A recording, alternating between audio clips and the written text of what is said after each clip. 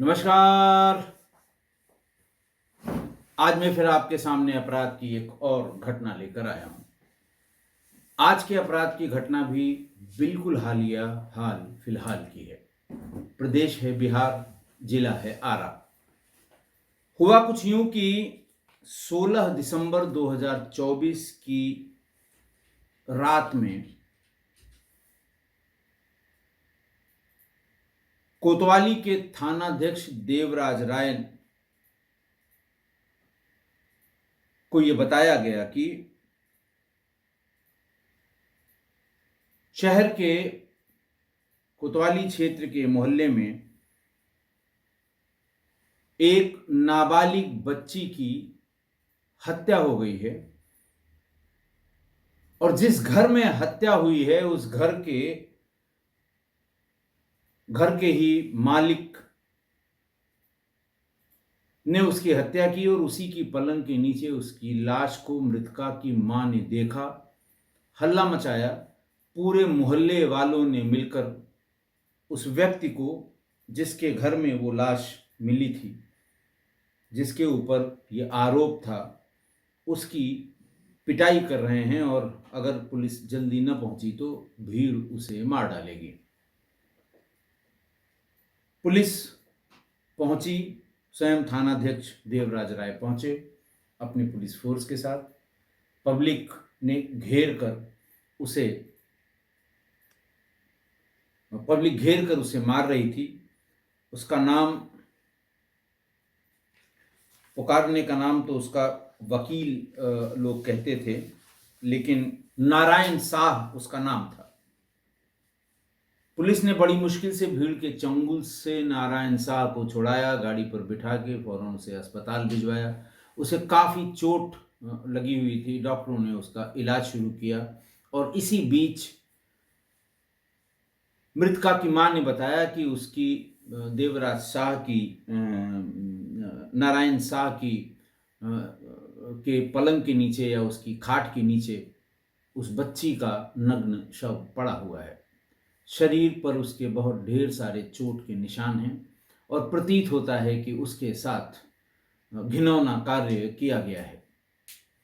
Police ने फौरन पंचनामा भरा और शॉर्ट पोस्टमार्टम भरने के लिए शॉर्ट पोस्टमार्टम करके पोस्टमार्टम कराने के लिए उसे जिला अस्पताल की मॉर्चरी में भेज दिया।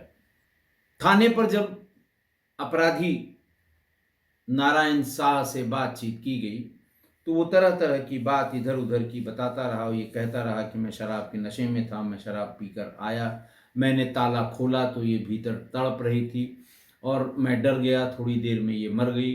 फिर मैंने उसको अपने बिस्तर के नीचे रख दिया कि सुबह मामला शांत होगा तब मैं लोगों को बताऊंगा। इस तरह की कहानियां, किस्से वो बताता रहा। जब पुलिस ने थोड़ी सख्ती की तब उसने पूरी बात बता दी। इसी बीच में मृतका की बड़ी बहन भी मौके पर आ गई। वो अपनी मौसी के यहाँ गई हुई थी। उसने ये बताया कि कुछ दिनों पहले भी उसने उसके साथ, यानी मृतका की बड़ी बहन, उसकी भी उम्र कोई ज़्यादा नहीं थी, 18-19 साल की वो भी लड़की थी। उसने बताया कि इस तरह की कोशिश उसने मेरे साथ भी की थी। रक्षाबंधन के दिन उसने मुझे बहुत धमकाया भी था, घेरने की कोशिश भी की थी और लालच भी दी थी। फिर मैं चप्पल लेकर उसके पीछे दौड़ी तब वो वहाँ से भाग गया। मैंने किसी से कुछ कहा नहीं क्योंकि हमारी ही बदनामी होती, घर वाले लोग परेशान होते और कुछ दिनों बाद सब ठीक हो गया।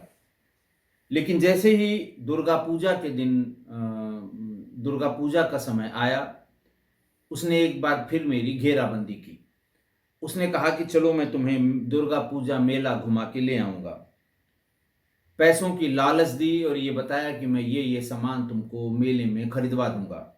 लेकिन उस वक्त भी मैंने उसे बहुत गालियां दी थीं और ये भी कहा था कि तुम्हारे घर में माँ बहन नहीं है जो तुम इस तरह की नीच हरकत करते हो। इसके बाद उसने भी गुस्से में कुछ कहा, मैं भी अपने घर चली आई, वो भी वहाँ से गायब हो गया। लेकिन घटना के बाद छठ पूजा के लिए मैं अपने मौसी के घर चली गई। मुझे ये नहीं पता था या मैं सोच भी नहीं सकती थी कि ये दरिंदा मेरी छोटी बहन को अपना शिकार बना लेगा। उसकी नज़र मेरी बहन पर भी है, ऐसा मुझे ज़रा-सा भी एहसास नहीं हुआ था। वो रोते हुए कहती है कि इसने मेरी छोटी बहन को अंततः अपना शिकार बना लिया और वो जान से उसको अपनी अपनी जान से हाथ धोना पड़ा। मृतका की माँ बेटी की मौत के बाद से बेसुध थी। अभी जब ये हम आपको बता रहे हैं तब तक उसकी स्थिति बहुत अच्छी नहीं थी, अस्पताल भर्ती कराया गया था और रोते-रोते बस वो एक ही रट लगाती थी, आरा में भोजपुरी बोली जाती है। स्थानीय भाषा में उसने ये कहा कि वकीलवा, उसका चूँकि पुकारने का नाम वकील था, कि वकीलवा हमार बेटी के मार देहलस। और कहने का आशय ये कि उस आदमी ने मेरी बेटी की हत्या कर दी। पुलिस ने उस समय मौके पर जो उससे बातचीत की थी मृतका की माँ से, तो उसने ये बताया कि जब शाम हो गई तो उसने बेटी को कहा कि आज हम लोग रोटी के साथ भुजिया या सब्जी बनाएंगे। तुम एक काम करो कि दुकान से आटा लेकर आओ। मैंने उसको दुकान पर भेजा। करीब 10 मिनट बाद ही वो आटा लेकर आई, लेकिन वो बहुत जल्दी में थी। उसने आटा रखा और ये कहा कि वकीलवा बुला रहा है, फिर वो तेजी से चली गई। जब काफ़ी देर हो गई तो उसने बच्ची के पिता से ये कहा कि आप जाकर देखिए कि वो वकीलवा के यहाँ वकीलवा उसे बुला रहा था, ये कह के वो गई है, लेकिन इतनी देर उसे कहाँ लग गई। फिर वो भी गए, उन्होंने आसपास देखा, जब पता नहीं लगा तो माँ फिर से घर से तुरंत निकली और सीधे वकील यानी आरोपी के घर पर पहुंची। उसने दरवाज़ा खोला और गुस्से में कहा कि क्या बात है। जब माँ ने अपनी बेटी के बारे में पूछा तो उसने कहा कि तुम गलत जगह आई हो, तुम्हारी बेटी मेरे यहाँ नहीं आई है। फिर उसे लगा माँ को कि हो सकता है कि वो इसी ये कह के कि वकील बुला रहा है, वो कहीं और बच्चों के साथ खेलने चली गई। 9 वर्ष की उम्र थी, तो लगता कहीं खेलने चली गई। फिर वो उसकी जो हम उम्र बच्चियाँ जिसके साथ वो खेला कूदा करती थी, वो 2-4 जगह उनसे भी पूछा, लेकिन उन बच्चियों ने ये बताया कि नहीं, वो आज हम लोगों के साथ नहीं खेल रही थी। जब माँ का मन फिर नहीं माना तो वो फिर वकील के दरवाजे पहुंच गई। दरवाज़ा खुलते ही वो घर के अंदर सीधे घुस गई। पहले छत पर गई, वहाँ बहुत खोजा, नहीं मिला। लेकिन शाम का वक्त था और आरोपी बार-बार बिजली अपनी मतलब लाइट को ऑन ऑफ कर रहा था। इस बात से थोड़ा शक पैदा हुआ माँ को, और माँ ने कहा कि रात हो गई है, अंधेरा है, तुम बार-बार बिजली लाइट क्यों ऑफ कर दे रहे हो? और फिर उसने कहा कि इसको जला दो, नहीं मैं हल्ला करूँगी अभी। तो पता नहीं क्या दिमाग में उसकी माँ के आया, उसने पलंग के नीचे जब झाँक कर देखा तो उसकी बच्ची नग्न अवस्था में, बच्ची का शव पलंग के नीचे पड़ा हुआ था। उसने बाहर निकलकर फ़ौरन हल्ला मचाया, पूरा मोहल्ला इकट्ठा हो गया। मोहल्ले ने उसको नारायण शाह को बाहर खींचा और उसकी पिटाई शुरू कर दी और तभी किसी ने फ़ोन करके पुलिस को बुला लिया। मौके पर भी जिन लोगों ने उनसे पूछा, वो बार-बार अपने बयान बदलता रहा और ये कहता रहा कि मैं तो बाहर गया था, शराब पी ली थी और जब मैं अंदर ताला खोलकर भीतर पहुंचा तब ये तड़प रही थी। वो भीतर कैसे आई मुझे पता नहीं है। उसको तड़पता देखकर मैं डर गया और थोड़ी देर में जब मुझे लगा कि वो मर गई तो ये अपने पलंग के नीचे उसको खिसका दिया कि सवेरे जब मामला सब ठीक हो जाएगा तब फिर मैं लोगों को बताऊंगा या इसको कहीं और फेंक दूंगा ताकि मेरे ऊपर कोई शक न करे। आरोपी ने भी ये बात बताई कि बच्ची की माँ 2 बार आई थी, घर की तलाशी ली और चली गई। तीसरी बार आई, उसे डाउट हुआ, उसने बल्ब जलाने को कहा और पलंग के नीचे उसे अपनी बच्ची की लाश पड़ी हुई दिखाई पड़ी। उसने मुझसे पूछा, मैंने वही बता दिया जो मैंने आप लोगों को अभी-अभी बताया। उसने कहा कि हाँ, वो छटपटा रही थी, वो तड़प रही थी, लेकिन मैंने उसे नहीं मारा। ये बात उसने उस समय जब भीड़ पिटाई करके उससे जानने की कोशिश कर रही थी, तब वो कह रहा था। बाद में जब थाने पर उनकी थोड़ी-सी आवा-भगत की गई, तो उसने सब चीज़ें साफ-साफ बता दी। लोगों ने बताया कि इसने अपनी पहली पत्नी की भी हत्या कर दी थी। इस आरोप पर उसने कहा कि ये लोग गलत आरोप लगा रहे हैं और अगर मैंने उसकी हत्या की होती तो उसके घर वाले उसकी छोटी बहन से मेरी शादी कैसे करा देते। लेकिन मेरी छोटी जो मेरी दूसरी पत्नी थी, यानी मेरी पहली पत्नी की जो बहन थी, वो भी आते ही उसने मेरे ऊपर तमाम अनैतिक संबंधों के आरोप लगाए, मेरे खिलाफ एक एफआईआर कराई और मुझे करीब 30 दिन की जेल भी काटनी पड़ी। उसके बाद जब मैं लौट कर आया तो ये पता लगा कि वो मेरे भाई के साथ पंजाब चली गई। वो मेरे भाई के साथ क्यों है, या तो भाई बता सकता है या ये मेरी दूसरी पत्नी बता सकती है। फिर जब पुलिस ने और बात की कि पहली पत्नी, तो पता ये लगा कि पहली पत्नी उसकी इसी आदत से परेशान थी। छोटी बच्चियों के आगे पीछे जाना, छोटी बच्चियों से अनैतिक संबंध की कोशिश करना, महिलाओं से तमाम अनैतिक संबंध की कोशिश करना। इससे नाराज होकर उससे बहुत झगड़ा हुआ था और एक दिन उसकी मृत्यु हो गई। आरोप भी उस समय मोहल्ले वाले बताते हैं और लड़की के घर वाले भी बताते हैं कि सब लोगों ने यही कहा था कि इसी ने उसकी हत्या की है। लेकिन फिर वही, जैसे परिवार की पंचायत होती है, लोगों की पंचायत हुई और ये कहा गया कि नहीं, जो हुआ वो हुआ, तुम्हारी एक बेटी और शादी करने को है, इससे शादी कर दो, ये सुधर जाएगा। लेकिन उससे कोई बहुत ज़्यादा फर्क नहीं पड़ा। सिविल सर्जन के जब वो लाश पोस्टमार्टम के लिए गई तो आरा के सिविल सर्जन के निर्देश पर पोस्टमार्टम के लिए 3 डॉक्टर्स की एक टीम बनाई गई। शॉर्ट पीएम से ये खुलासा हुआ कि बच्ची की शरीर पर 10 से ज़्यादा जख्म के निशान थे। बच्ची के गर्दन, मुंह, नाक और गाल पर गहरे जख्म के निशान मिले। इसके अलावा आंख के नीचे, दोनों भौहों के बीच में सूजन और दोनों पैरों में खून के निशान पाए गए थे। पुलिस ने भी रेप के बाद गला दबाकर हत्या किए जाने की आशंका जताई थी। पोस्टमार्टम रिपोर्ट की डिटेल्स आने के बाद ये स्पष्ट हो गया कि बच्ची के साथ दरिंदगी हुई और इस प्रोसेस में उसे शरीर पर बहुत ढेर सारी चोटें भी आई हैं। देवराज राय जो प्रभारी निरीक्षक हैं कोतवाली की, वो बताते हैं कि जनता की पिटाई के कारण नारायण शाह के सिर और चेहरे पर गंभीर चोटें आई हैं। डॉक्टर फिलहाल पुलिस कस्टडी में उसका इलाज कर रहे हैं और जैसे ही डॉक्टर की तरफ से उसकी छुट्टी होगी, आरोपी को पेशी के लिए कोर्ट में ले जाया जाएगा।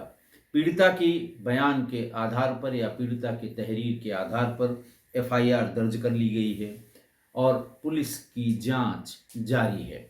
इस बीच में उसे गिरफ्तार करके कोर्ट भेज दिया गया है। आज की घटना देखिए, एक किसी समाज में किसी व्यक्ति के या किसी परिवार के का जो इतिहास रहता है वो पूरा गांव जानता है। जब घटना हो गई तो पूरा गांव एक स्वर में कहने लगा कि साहब, इसने अपनी पहली पत्नी की भी हत्या की थी। शुरू से ही इसकी जो ये इधर उधर मुंह मारने की आदत है, इससे लोग परेशान रहा करते थे। पहली पत्नी भी उसकी इस आदत से परेशान थी। रोज रोज झिकझिक होती थी और एक दिन पता लगा कि वो जल कर मर गई। लेकिन सत्य ये है कि इसी आदमी ने उसको मिट्टी का तेल इसके शरीर पर उड़ेल कर उसे आग लगा दी थी, जिसकी वजह से उसकी मृत्यु हो गई थी। लेकिन फिर वही है, जब सब लोग इकट्ठा हुए, परिवार इकट्ठा हुआ कि साहब, जेल भेजने से क्या होगा, इससे बढ़िया है छोटी लड़की से इसकी शादी कर दी जाए। उसको क्या, वो तुरंत राजी हो गया और छोटी बेटी से उसकी शादी हो गई। लेकिन अपनी हरकतों से वो बाज नहीं आ रहा था। दूसरी पत्नी आई तो उसे भी जिसको कहते हैं दिन ब दिन उसके हरकतों का पता लगने लगा। लोग बताने लगे और वो भी इस बात को महसूस करने लगी।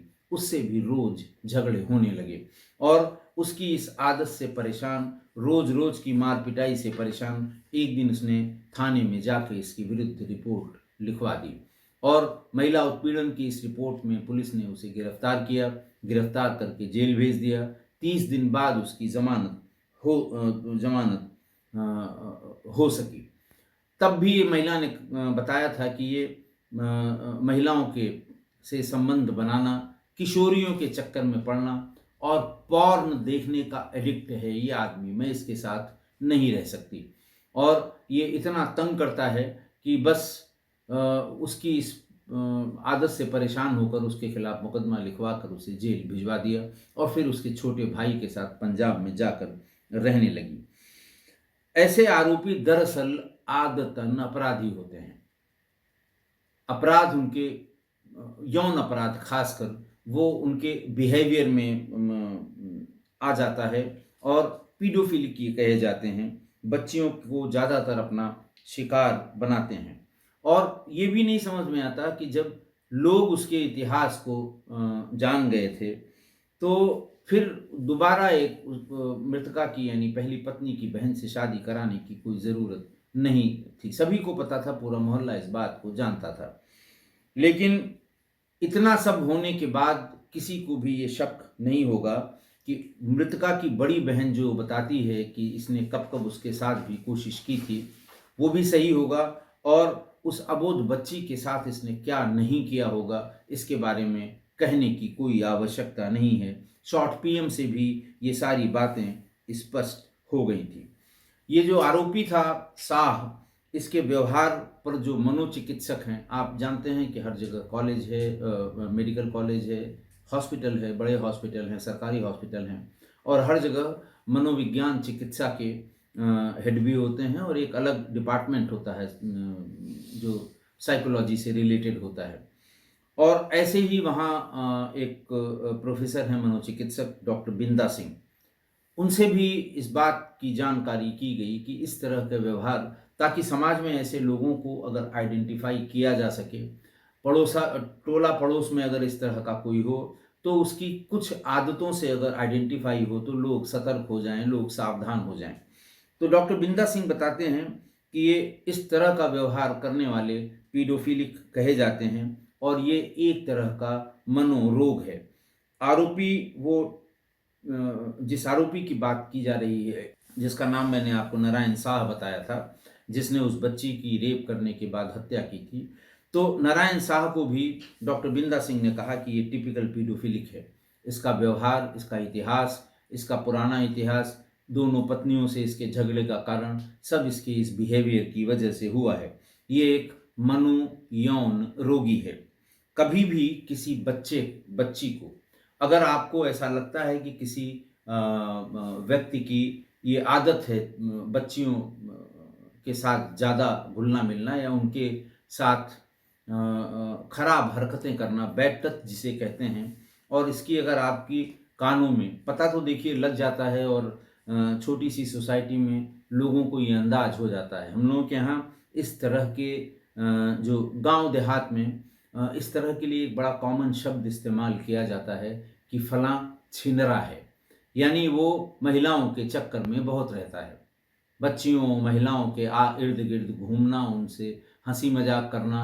हंसी मजाक तो खैर एक पॉजिटिव टर्म हो गया, लेकिन उनके साथ गलत व्यवहार करना, इस तरह के लोगों को छिनरा शब्द से पुकारा जाता है। खासकर ये अवध क्षेत्र में ऐसे लोगों के बारे में यही टर्म इस्तेमाल किया जाता है। तो अगर आपके आस पड़ोस में इस तरह के व्यवहार वाला कोई व्यक्ति जिसके अंदर इस तरह के ये अवगुण हैं या जिसकी ख्याति इस तरह की है, उससे बच्चियों को हमेशा दूर रखना चाहिए। कोशिश करना चाहिए कि बच्चियां किसी भी प्रकार से, क्योंकि वो हमेशा कभी खिलाएंगे, कभी पिलाएंगे, कभी टॉफ़ी लाएंगे, कभी बिस्किट लाएंगे, कभी फ्रूटी ले आएंगे। वही बच्चियों 8, 9, 10 साल, 11 साल की बच्चियों के इर्द गिर्द चक्कर लगाना, उनको इस तरह से ल्योर करना, ये उनकी आदत है, जिसके इस सार्वजनिक उसके इस व्यवहार के लिए ही लोग उसको छिंदरा शब्द से उन्हें बुलाया करते हैं। लेकिन अगर इस तरह की आदत किसी की आपके आसपास है या किसी को इस शब्द से नवाजा जा रहा है, तो उससे अपने छोटी उम्र की बच्चियों दोनों को बहुत दूर रखें। कभी किसी भी परिस्थिति में उसके पास न जाने दें, क्योंकि अगर ऐसा हुआ तो वो अपनी आदत से बाज नहीं आएंगे और नुकसान होगा। आशा है आप मेरी इस बात से सहमत होंगे। आज के लिए इतना ही। बहुत बहुत धन्यवाद।